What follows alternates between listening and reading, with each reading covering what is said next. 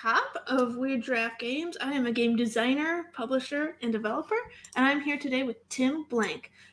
He is a game design professor. He's the VP of tabletop curation for Boston Fig. He does like a lot of things.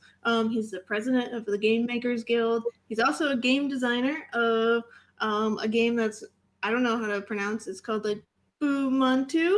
Bumuntu. Yeah. Oh my God. Yas Queen.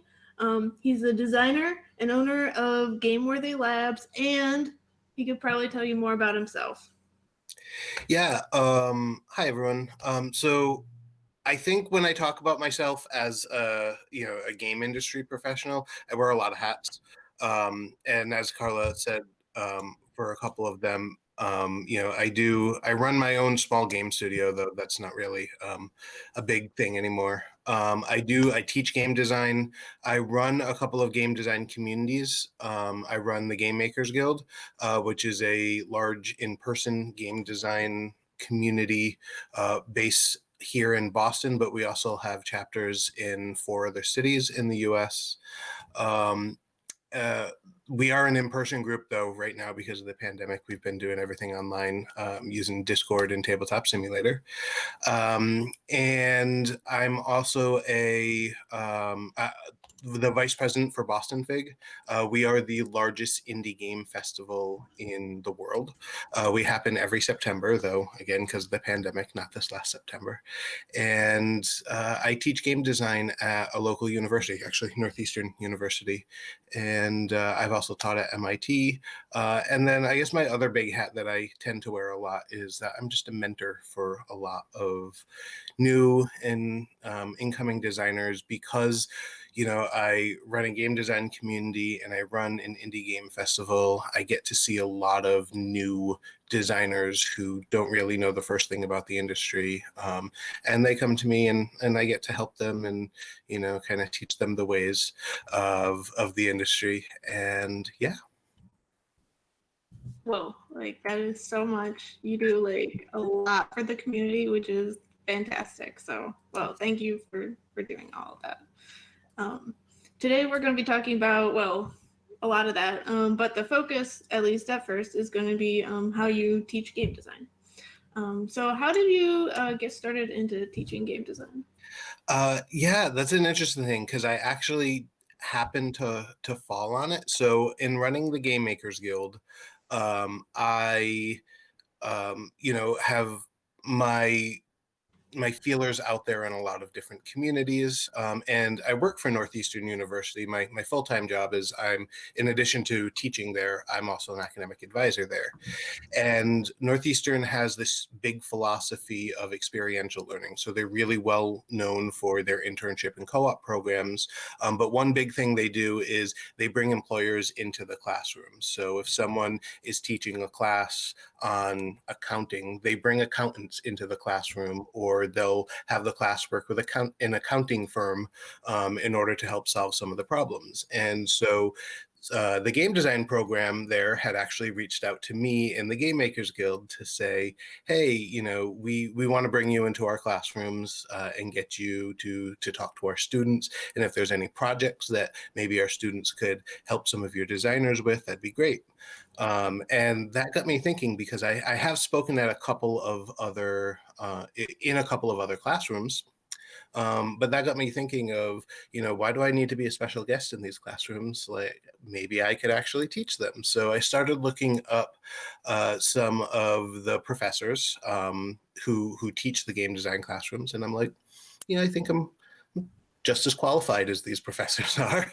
So I reached out to my own department or the college that I work at Northeastern.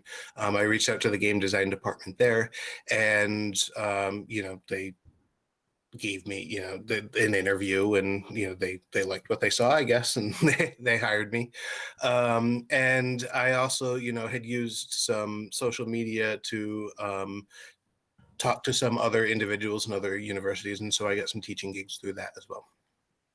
Oh, And, very nice. yeah, it just was a random kind of whim of, can I do this? And then it launched a whole other side of my game design career. It is fantastic. Like, I really love that story of where you were just like, "Can I do this? Let's try," and now you're doing it. Yeah. And I love it. It's, I've taught a couple of other college classes because I've worked at a few universities, but it's mostly professionalism classes. And that's great. I enjoy doing it. But to be able to get up in front of students and teach them something that I really love and am really passionate about, and to see them love it just as much as, I feel like I'm where I belong with that. Oh, for sure. David had a question. In a normal year, how many new people join the game design scene every month or year, if that's easier to track? That's not easy to do. I mean, as a whole, thousands. But in my group, the Game Makers Guild, we probably get maybe 10 to 20 new members per year. I would say maybe 5 to 10 of them tend to stick around.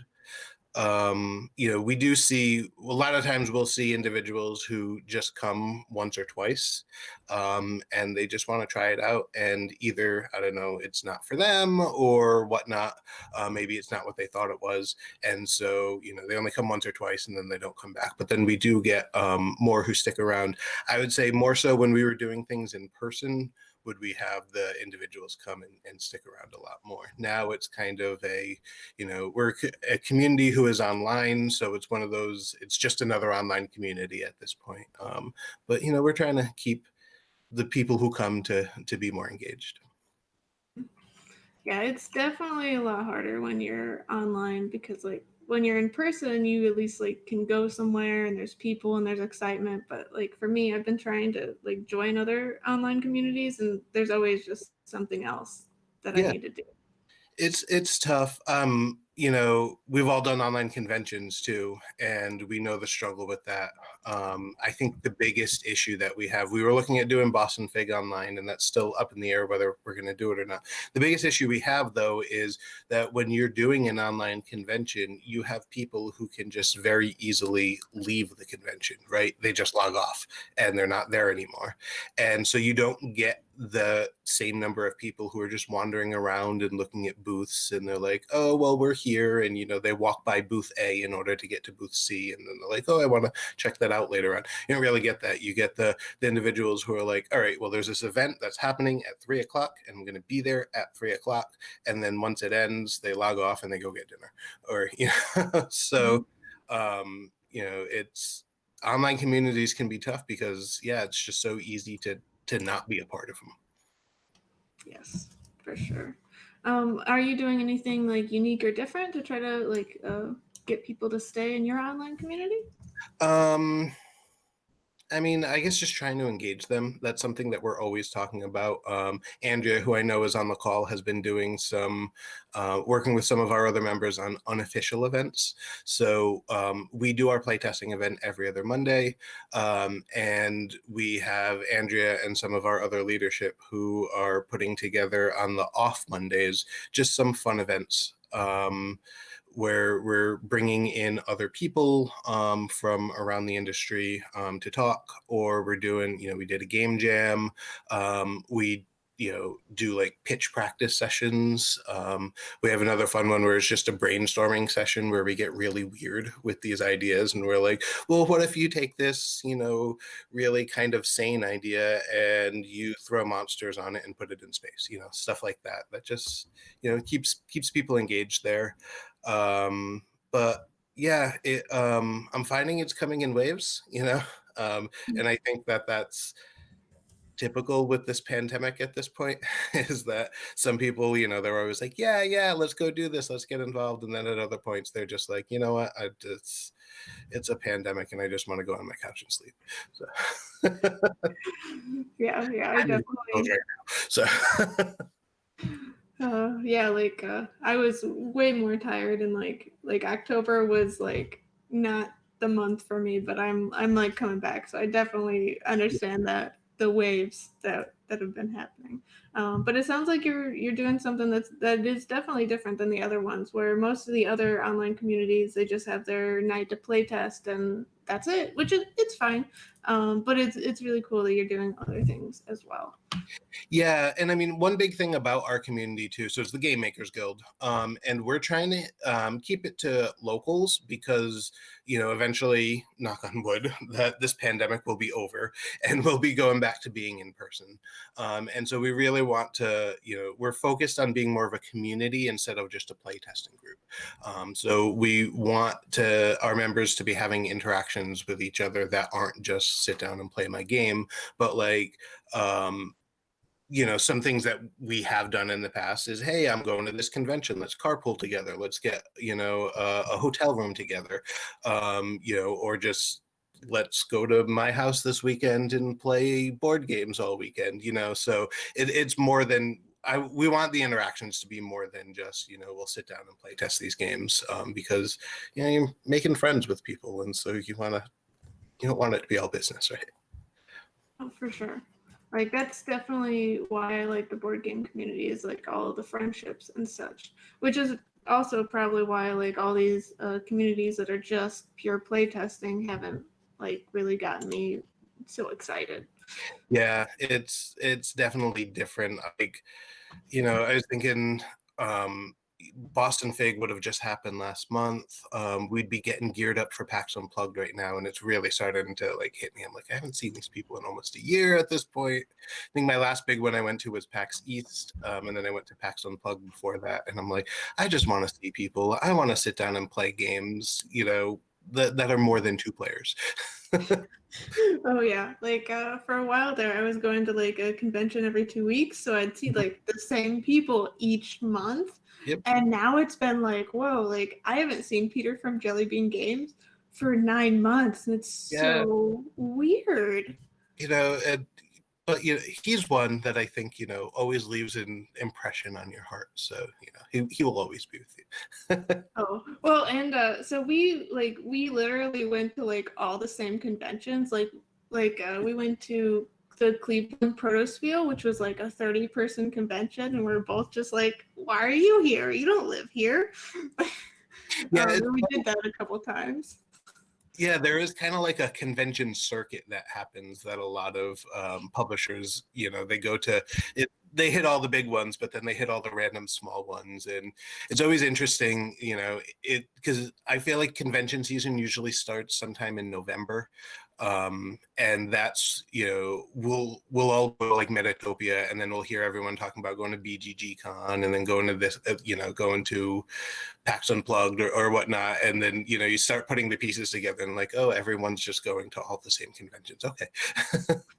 Yeah, it's a lot, but like it's so fun. I can't wait to like be constantly on the road and like I know like from like November to like the end of December, I was only home for like 3 days because there's nothing on Thanksgiving. Yep. So. Well, I mean, I hope you get to like eat some turkey and stuff. So. Well, I came home. I slept for like 3 days. I went. Well, yeah, that's also valid. It's nice to sleep in a place that you know. Yep. Oh, Okay. yeah. With convention. With your teaching, yeah. What are the first 3 things that you try to teach new designers? So I have a couple of things that I really try to impress on my students in their first class. So I would say like the big 3 things they're really interrelated. The first one is playtesting and iteration. It's game design. The way I look at it is it's an experience that people are having with your game, and you cannot effectively mold that experience unless you put your game in front of people and you get them to experience it. So you have to keep doing playtesting, you have to keep iterating, and then you have to track everything that you're doing and all of that. But the heart of game design to me is playtesting. I guess related to that is kind of having this grit where you're staying with your game. and you're seeing it through, because playtesting isn't always going to be the easiest thing in the world. I tend to find that when you're doing a game, you get to a point where you're like 95% there, and you're like, this is an okay game, but it's not great. And, that's that last 5% that you need to really do a lot of work on in order to get it point where once it's published, it's gonna be a good solid game.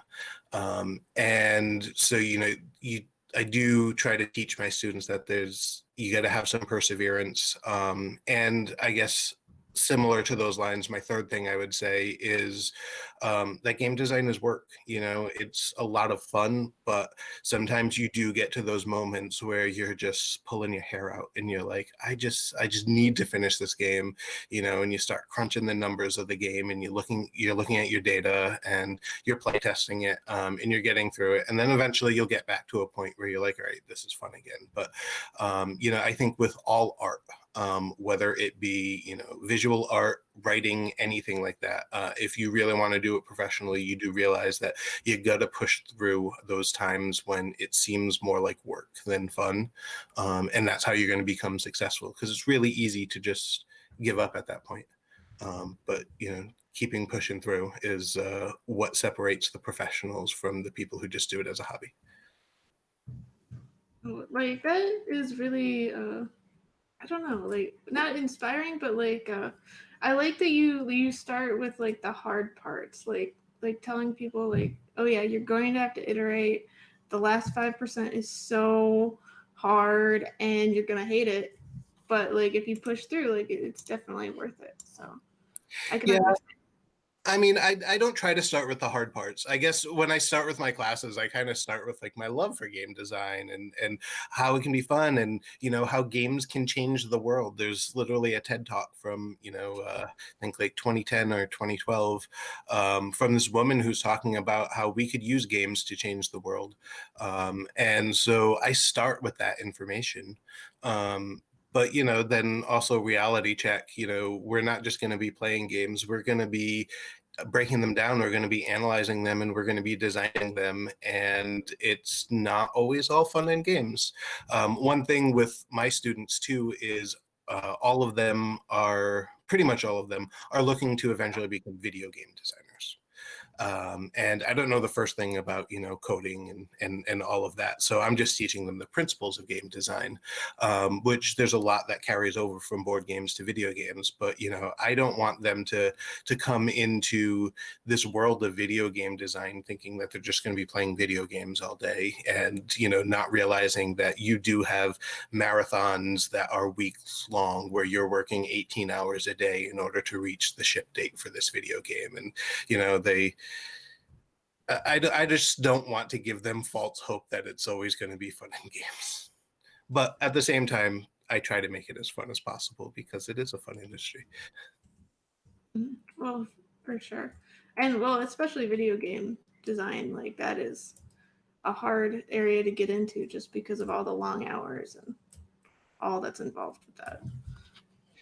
Yeah, I don't envy them, but board game designers, and I'm sure you know this because you do some design, you do publishing, you do pretty much everything in the industry as well. That it's not just happy little 8 hours a day, Monday through Friday. That you were only home for 3 days last year in November and December. So it can be tough, but it's also can be really rewarding. It's a really great community, as we've already talked about, and a lot of good friends. And that is something that I personally rely on a lot, is those relationships and those friendships, to keep me going. And there's a reason why I'll do this for 12 hours. I couldn't just sit and do paperwork for 12 hours. Oh, for sure. Like when I'm like going to different conventions and stuff, like I might be working for like 16 or 18 hours a day, but like it doesn't feel like that because I'm going to a convention and I'm surrounded by like 100 of my best friends. Right. Like it doesn't feel like a normal like a 8-hour day at a different job could definitely feel like a lot more work than just doing like 18 hours a day at conventions, like Yeah. day after day. Yeah. I would 100% rather do an 18-hour day having fun and seeing all of my friends than do an 8-hour day of just sitting down doing paperwork and being like, oh, come on, I got to answer another email. Oh, there's always so many emails. It's never ending. But it's I just fine. took the last week off. I'm not looking forward to seeing what my inbox looks like tomorrow. So. Oh, it'll be infinite, but it'll be fine. You'll get through it. Since you've started teaching game design, has it changed at all how you design games? Yeah, it absolutely has. I would say the biggest way, and this is, I don't know, I don't know if I should be saying this in public, but when I'm teaching game design, I'm teaching my students how to do best practices. So I'm teaching them about iteration and about keeping notes and what you want to keep notes on, and how to then take those notes and actualize them into new iterations of the game, and all of that. And since I started doing that, so one thing that I do, again, with Northeastern, experiential learning is a big thing, is I have my students come to game design events. So they'll come to Game Makers Guild, or they'll go to Boston Indies, or we have about a dozen different game design groups in Boston. And so some of their assignments for my class are to go to these groups. So they'll come, and there have been times when I have sat down at a table and I've had my own students play testing one of my games at one of these groups. And so I'm like, all right, I need to model good play testing behavior for them. So, I take my notebook out and I go over, here are all my goals, and, here's what I'm play testing, and here's what I've changed. And I take all my notes, and then I get back home and I start looking through them, and I'm like, these are the best notes I've ever taken on a game ever. And so as I've started teaching it, I've become a better designer, because I'm like, all right, there's actually, a reason why these are best practices. And I would always take notes and stuff like that in the past, but not as comprehensive as I do now, because I'm trying to model these behaviors for my students. And even when I don't have a student sitting at the table with me, I'm still using these same behaviors because they work. And it's also just good and reassuring to me to know that the stuff that I'm teaching my students works. So. Yeah, I can completely understand that. Like, I've been doing these live chats, and on Wednesdays, like, I do question and answers and stuff. And like, people will ask me things, and like, I'll answer it, and then later on, I'll be like, yeah, that answer I gave to somebody else, that will actually fix my problem right now. Like if I could only just like tell myself all my answers, and like it'd be so easy. But like when you're not thinking about it like that, or you're not like having someone that is asking like the very specific questions, it's hard to do. So like that's why teaching is just so good. Whether it's like you're doing, which is like official teaching, or like just writing a blog or making content or something like that. Yeah, no, I think what's good about it too is it forces you to look at what you're doing. And then you're like, okay, like I know this is what I should be doing. So it's what you should be doing versus what you actually are doing, and the whole practice what you preach kind of thing of, well, I keep telling everyone to do this, but am I actually doing it? And since I started teaching, I've started actually doing it, and or at least doing it at a much better, in a much better way. So yeah, that's, I think, important. So what would you say that your most important lesson you teach on game design is? Um,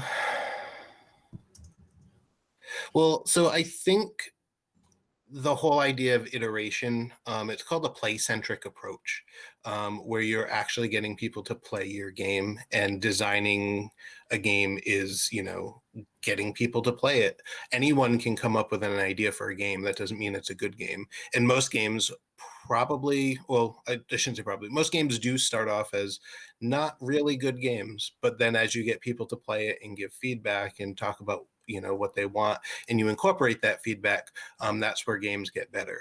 I'd say another big thing that I that's important, that I try to tell my students, especially those who are looking to get into the board game industry, is that it's a small industry. Video game industry is as well, but it's a small industry, and you don't want a reputation as being someone that you wouldn't want to be in the industry. So, and we've all seen it where we have those designers and those publishers that, make a mistake, and, they are forever labeled in the industry as that mistake that they've made.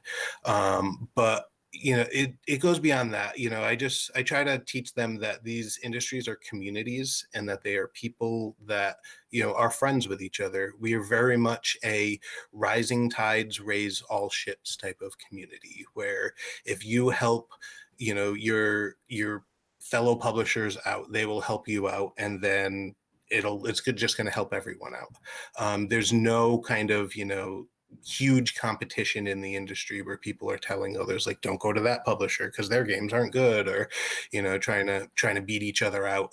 And so I really try to impress on my students to just keep that in mind, and be a good, genuine person in the industry, and that's going to help you to create the relationships that you need to go further in the industry. And don't go into every event thinking, what can I get out of this? Go into the event thinking, how can I be more of a better part of this community? And that's going to help you so much more with your career than just going in there saying, I want to do A, B, and C, and I don't care about others. Yeah, I completely agree with that. Well, and I'm glad that you say that's like one of the most important things, because I've definitely met like a number of designers that are not like that, and like they're just not people I want to associate with. So Right. Yeah. And eventually, yeah. Oh, go on. Yeah, and that reputation follows them, right? Mm-hmm. So, yeah. Especially like we were saying, you're doing 18-hour days, you want friends at your side when you're doing those 18-hour days, and not people who are like, oh, well, we don't go next to Jim or Steve or who, I don't know, I'm making up names, but yeah, for real. Like, there's been like plenty of people where I'm like, oh yeah, I want to like just hang out with this person. Like, Catherine Stipple, she designed Nyctophobia, where I was just like, who do I want to go to this convention with? Let's be convention buddies. And then while we're at the convention, we just start designing games, and it's like, like that just happens because like you want to be around these people, and so you just start doing professional stuff too, because this industry is just so weird like that. Yeah, it's I have that experience all the time where you're just sitting around with people, you're having dinner at some restaurant or whatnot, and something comes up and you're like, how can we make a game out of this? And then 3 hours later, you have a prototype of a game that you're making out of this. And I guess that would be another important thing that I teach my students too, is to prototype. I think that's one of the big things with new individuals in the industry, whether they're my students or just new designers, is that they don't get a prototype on the table quick enough. And I can't tell you, with the Game Makers Guild, how many times I see someone who comes up and they're like, oh yeah, I've been working on this game for 3 years. And I'm like, oh, all right, like get it out, let's play it. And they're like, oh, I've never actually made a prototype. And I'm like, yeah, I've been working on this game for 3 years. So, really just trying to get them to get a working copy of that game out there, even to just see if it works, if it's fun. So that's I try to push them to get a prototype as quickly as possible. They always freak out when their homework after week 2 is to bring in a board game for others to play, and they're like, but we've only been doing this for 2 weeks. And I'm like, yeah, you should already have 3 prototypes. What are you talking about? And, but I really try to get that down for them, is don't be afraid to put a prototype in front of someone, and it doesn't need to be good. Actually, in my classroom, that assignment that they have for week 3 is bring in a prototype of a bad game, because I want you to learn how to play test this game, how to take the feedback that you get from your game, and how to work that feedback into making it better. That is like so important. Well, I really like that assignment that you have of bringing a bad game, because like it also gets like new designers around the whole fact that like it's okay to be bad, Hmm. like and to be open about like, oh yeah, this is a bad game, but like let's make it better. Because yeah, there's so many designers that just like want to put it like down perfection, but like how are they going to like first put down perfection unless they get feedback? Like Right. it's the chicken before the egg, and that's hard to understand. It's even more so, I think, with students too, because they feel like they have a grade writing on it, so they need to put a good game in front of their professor, you know. And yeah, I try to break down those barriers, you know, early on. You know, my final project is that they have to have a game that they've been working on for 6 weeks, and they have to have done at least 8 different play tests on it, and they need to show me how they're working the feedback from their play tests into their game. And I say right from the beginning, I don't expect this to be a good game. I don't expect this to be an enjoyable game. I don't even expect this to be a finished game by the time we're done. But I want you to show me that you can take feedback from a playtest and work that into your game. And you know, it's still a struggle, even though, you know, I try to impress on them. You don't need to make good games. You just need to, you know, trust the process. But they still want to come in with, you know, the most fun game and have everyone love it. And you know, but I guess, I mean, I'm a professional. I've been in the industry for almost 10 years now, and when I put a new prototype down, I want everyone to love it as just as well. So it's, yeah, I guess that feeling never goes away. Yeah. Yeah. I don't know. I guess like I'm one of those weird people where I really like fixing things. Like that's how I got into game design is I just like I like identifying problems and fixing them. So sometimes when I play test, like people like see the wrong emotions in my face where I'm like really excited when they're like, "Oh yeah, this is an issue." And I'm like, "Oh really? Like tell me more." Um, so yeah, I'm one of the weird ones though. Well, so I think I'm weird in the other way because I really enjoy kind of cerebral puzzly games. And so when I'm playing one of those types of games, I remember this is at Gen Con a couple of years ago, this specifically.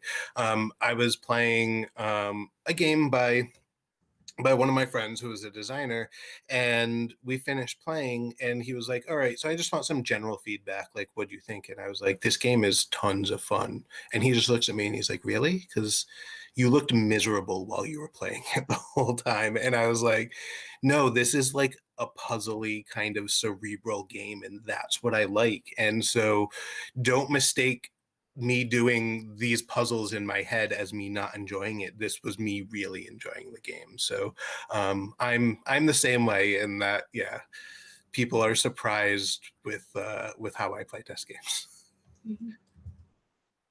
Mhm. So when you're teaching, like what do people struggle the most with in game design? um I would say, you know, what I had said earlier about getting a prototype to the table and then also wanting it to be the best game. You know, my students, I think part of it is they feel that they have, you know, a grade writing on it, but they also just want to maybe impress each other, impress me, but they want to put a game down there that everyone's going to love. And you know, I try to tell them, you know, your first 10 games are going to be awful. Like, use my class to get those 10 games out of your system. um, and but you know, everyone still wants to just have a fun game that they put down there, and you know, helping them get over that, you know, game design is, you know, that whole 5% inspiration, 95% perspiration. It's, you put an idea down, if it works, then you work it into a fun game. Yeah, I like that phrase you said, like 5% inspiration and 95% perspiration. Yeah, Like, it's work. Yeah, I said it a few times now, but it can be really fun and really rewarding work. oh, for sure. Like when you get to that point where like people are actually having fun, like that is so worth like all the like just staring at spreadsheets. Yeah, you have, in game design, you have moments, you know, and the first My first game was Oh My Gods, and the first moment I had was I sat down with a bunch of friends. This was before I got into the game design industry and playtesting and all of that. I just made a copy of it, and I sat down at one of my friends' house with a bunch of other friends, and we played the game, and it was like a 15-minute game, and we finished, and then we spent another 15 minutes talking about the game and about how much fun it was, and it was like, oh, I knew you had that, and oh, I thought I had that, and oh, I was about to win, and all of those, and I just kind of like took a step back at that moment, and I looked at it, and I was like, oh, this is fun. I've got something here. If people are talking about this game for just as long as it took them to play this game, then that means that there's something special here. Oh, for sure. That's always like really great if you don't have to like ask people to talk about it. They just do it. Yeah. And yeah, we could have just easily moved on to another game. I mean, we weren't doing any official play testing. I wasn't like looking for feedback after, but it was just, we were just sitting around and drinking and eating and playing a game. And then when we finished, we just kept talking about it. And I was like, yep, I'm going to do something. And that's actually really what got me into the game design industry. More is that once I realized I had something, I wanted to see what I could do in order to make it into a real project. So I started getting involved with the Game Makers Guild and getting involved with Boston Fig and really becoming more a part of the community because of that. Mm-hmm. So you've seen like a lot of game designers that are like learning how to be game designers and people that like learn on their own. What do you think is the most important thing that people that are taught game design do well that people that learn on their own don't? I would say in the classroom setting, the biggest difference is really just the speed at which they learn. When you are doing it on your own, you're going to events, maybe you're going to a group like the Game Makers Guild, and you're meeting people and you're play testing your game, and you're really focused on this one game that you're making. And then maybe you'll see a talk like this or listen to a podcast. Maybe you'll go to a convention and go to some game design panels at that convention. But that all takes time. That's going to take years for you to learn all of this. You don't have someone who's a professional in the industry who has sat down and said, over the course of the next 15 weeks, I have curated all of this content in order for you to learn X amount about this industry and about game design at the end of these 15 weeks. And so when I look at my students, they're learning much faster than your typical, ad hoc game designer because they have deadlines that they need to do. I'm giving them assignments that are forcing them to do things that are going to teach them certain aspects about game design. And then I also have them designing games. At the end of my class, all of my students have designed 5 or 6 different games, which you never see that with a new designer in the industry. In 15 weeks, they've designed 5 or 6 different games. And even though they might not be the best games and they might not be finished games at that point, they're still getting out there and doing that, and they're getting that experience. So they're learning a lot faster. I think it's setting them up with good practices. Because the other thing that you can also find is if you're doing everything ad hoc is that not everyone really gives the best advice. And I've definitely had new designers come forth and say, well, this person once told me that you need to do A, B, and C. And I'm like, no, don't do that. And so, you can set yourself back that way. So, having that professional there to curate the information that you're receiving is also going to be important and just help you advance. And I just found out last week, actually, not to pat myself on the back, but I'm going to, that a group of my students just entered this international competition for game design. They had 48 finalists, and my students won the whole contest. So I was like, all right, I guess what I'm doing is working, and that was kind of my, my confirmation that I needed that, I'm doing something right with these students if they're going out there after 10 months of designing and winning contests. So yeah. Yeah, like that is so fast. So yeah, you're definitely doing good. One of the things that you said in there, where you said that your students are designing like 5 or 6 games in 15 weeks, I think that is like so important. Like I completely changed like how I game design. After like well, at a certain point, like most game designers, like they usually start off with one game and like they're doing one at a time, and then you start getting like all these ideas. Um, but once you get to the point where you can like make a game design for a week and either drop it or keep it and make a new one and a new one, and you have like so many of these game designs, when you stop having like so much of your feelings and emotions like just attached, like well, because you can't like care about 20 games as much as you can care about that one. Right. And I think that definitely, like, once I stopped not caring, but like being so emotional, like it definitely just ramped up my whole speed. And since you're starting your students out like that, like you're making them like they cannot care about that first game because they have a new assignment and another new assignment and they have to do other ones. So yeah, I think that that is so important. And it probably just like you might not talk about the emotions, but I think that's part of what you're doing, which is really cool. Yeah, I mean, that is a struggle that I do see in a lot of new designers, that they make a game and they've spent years working on this game and they are invested in this game and they put it in front of someone. And if that person tears it apart, it's like, you're telling them that their baby is ugly. And they're going to be like, oh, well, I don't like you anymore, instead of looking at it as a constructive thing.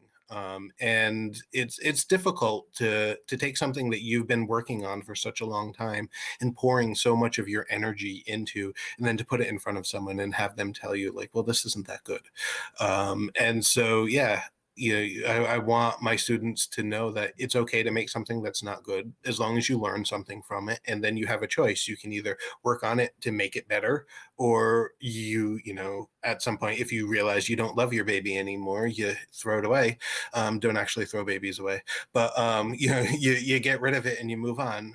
I've definitely had that experience when I've been playtesting where I pull out a new prototype and I put it in front of people, and 5 or 10 minutes in, I'm like, all right, this doesn't work, and I just clean it up, and I'm like, let's move on to the next one. And I've had designers just kind of look at me like, really, like you're done with this? And I'm like, yeah, this didn't work the way that I thought it was going to work, and I'm not going to put any more time or energy into this. This isn't what I want it to be.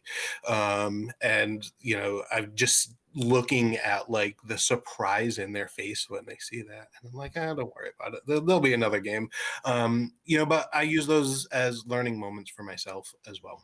Of this didn't work. Why didn't it work? And pretty much every single one of my games has come out of another game that I designed that didn't work, where I said, I want to do this. So my first game, oh my gods, I had the game before that I had designed was a gambling game. It's called Michigan Rummy, but I took the gambling element out of it. And if you know anything about gambling games, when you take the gambling element out of it, it's not really a fun game anymore. Like the gambling is what makes it fun, right?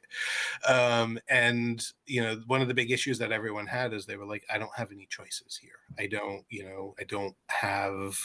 I feel like the game just plays itself, and I'm not making any decisions. And so I took that and I said, you know what? I'm going to make a game where I literally give my players a handful of choices. And that became 5 cards that they had in their hand that they had choices to use. And that's, where Oh My Gods came from. And so if you can take those moments and turn them into learning moments, you're going to come out with a much stronger game after that. I think that's also like a super positive way to look at it, where like you can't actually fail as long as you learn. Right. Yeah. And I mean, that's a big thing with keeping notes when you're doing game design as well, is you could put a game in front of someone that's absolutely awful, in front of a group that's absolutely awful. And then you take your notes, and when you're done, you go back to them and you say, how am I going to change this? Even if you don't scrap the game or make something else out of it, if you continue to work on it, having good notes about what didn't work in the game and what did work is going to be a lot more helpful than just a bunch of people sitting around and saying, yeah, I thought it was fun. That gives you nothing, right? It's like, okay, well, good, pat on the back. But yeah. For sure. Um, yeah, I know. Like sometimes when I play test, people like they think it's odd, or like the new designers do that. I don't want to focus on like the good parts or like how fun it was. I just want to focus on all the issues, but the issues are how you get it better. Well, so that's actually something that I teach my students, though, is to ask about the good parts as well. Because that's something that's important. Always ask your players what you think is fun in the game, or what they think works in the game, because those are things that you maybe don't want to touch. If everyone's like, oh, well, this whole aspect that you had with this, I don't know, head-to-head kind of competition you had, that was really fun. I know you don't do kind of head-to-head competition games at We Draft, but if they're saying like, if that was really fun, then don't change that. Keep that there. Design around that. Maybe that's kind of a good central mechanic that you have in your game, or something that you want to keep there. So it's important to know what the fun parts are, and don't just focus on the negatives. And I've also found that when you do focus on just the negatives, that's when things kind of get a little overwhelming as a designer, because I think it's human nature to focus on the negatives. You can hear 100 good things about your game and then one bad thing, and you're going to remember that one bad thing. So if you kind of teach yourself to look at both the positives and the negatives, I think that's going to keep you that much more motivated to keep designing a game too. Mm-hmm.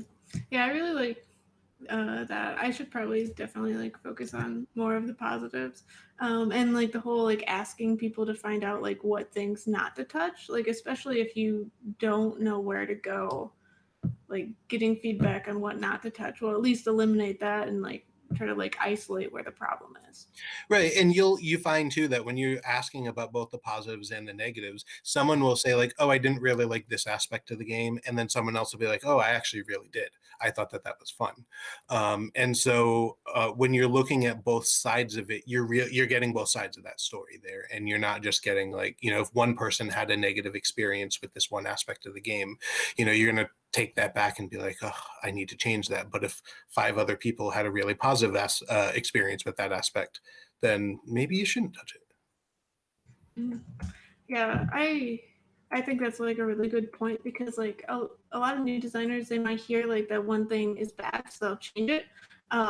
But if you have that whole history, like you can know like, oh, okay, well, I got this one bad review on this part, but a lot of people like it, so maybe I'll just play it again, and if I get more bad reviews, then I'll think about changing it. But like you don't have to change like everything just because one person thought it was bad.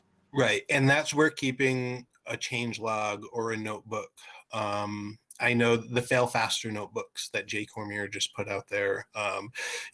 Those are really great for keeping track of your play tests as you go through them, and really, look at your playtest as a whole and start seeing what are the themes that I'm seeing, what are the things that people don't like, what are the things that people do like. Because we've all had that experience with a game where we put it in front of people and everyone's like, oh my God, this is the best game ever. I love it. It's amazing. I want to buy this. And then the next day you put it in front of another group of people and they're like, this game is absolutely awful. And that's an interesting thing about board games, because you're playing with other people. It's not just the game that affects the experience that people are having. It's the other players that affect the experience as well. And so you have a good group of players, they have a good experience with the game. You have a bad group of players, they have a bad experience. But you need to be able to look at those as their own individual thing, and then start looking at where you're seeing the themes come up over a series of playtests. Mm-hmm. Yeah, that is just really great advice overall. Well, especially the part about when you have bad playtesters. Well, like people might not be bad playtesters, but there's a lot of things that can make a playtest not go the right way. Right. Like it could just be like if somebody's having a bad day and they're maybe not enjoying themselves, but then like they affect somebody else not enjoying themselves, and like the whole like playtest like could get like a lot of bad feedback, but it's ultimately because like one person like Right. wasn't in the right mindset to play a game. Or just, in the first couple of minutes, just made this comment that really just set a bad tone for the playtest. Or it could just be that you you're trying to play test a party game and you've got really serious crunchy gamers that are sitting down, and so they're not going to have fun with the party game, or vice versa. And so that's with me as a designer. I ask a lot of questions when players are saying they don't like a game. I'll ask them, I'm like, well, what kind of games do you like? To see if because if they're telling me, I do light to medium weight games that usually have some kind of cultural component to them. And so if I'm sitting down with someone and they're like, well, I didn't really like this game all that much. And I say, what kind of games do you normally play? If they're telling me that they play Bumuntu or Imhotep or, those other light to medium style games that have a cultural component, then that tells me like, okay, I'm really missing the mark on this one here. But if they're telling me that, they're playing Twilight Imperium or Cards Against Humanities, I'm like, all right, that you're not my target audience. With that said, I still, will ask them questions and try to get feedback from them, because I do think that it's important, because not everyone who sits down and plays your game is going to be your target audience. And so you kind of want to hear them out. And then there's also, I'm a huge believer in, in empowering playtesters to give their feedback. So I'm that person that writes down everything that everyone says. Whether I agree with what you're saying or not, I will still write it down, because I want you as a playtester to feel like I'm listening to what you're saying. And I mean, I am listening to what you're saying, but I want you to see that I'm writing it down and that I'm taking it in, and that will encourage you to keep talking about the game. I've definitely sat down at playtests where like a designer has just been like, no, you're wrong.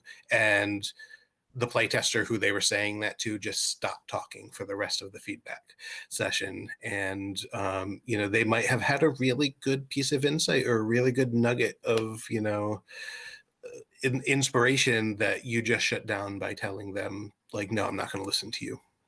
Mm. Yeah, that's always like the worst part.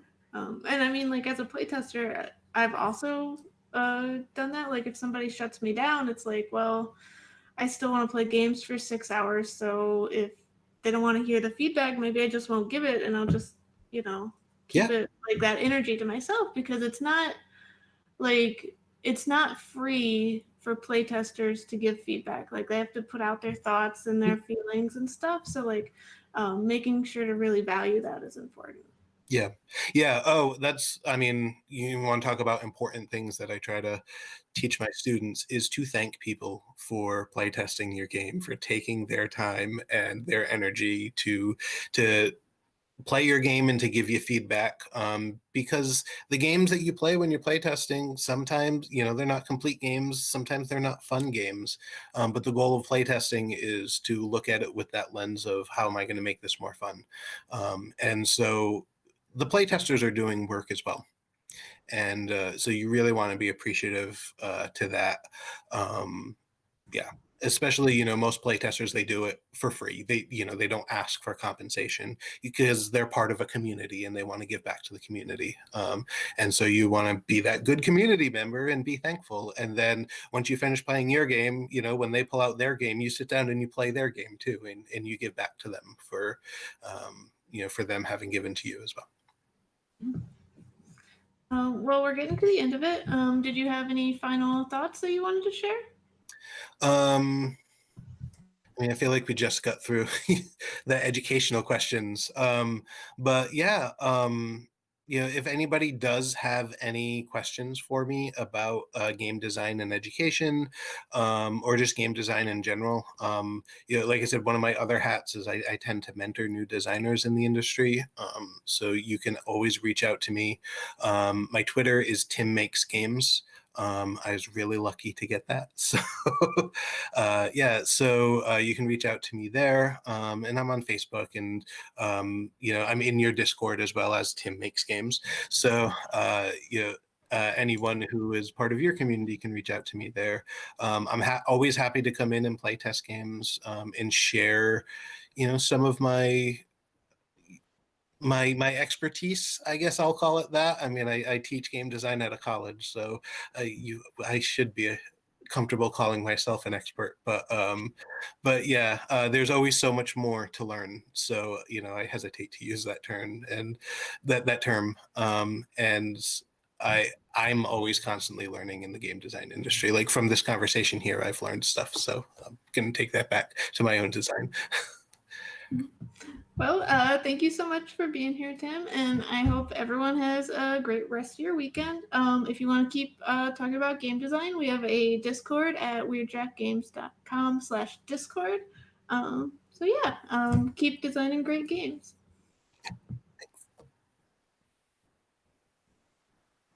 Okay. Probably.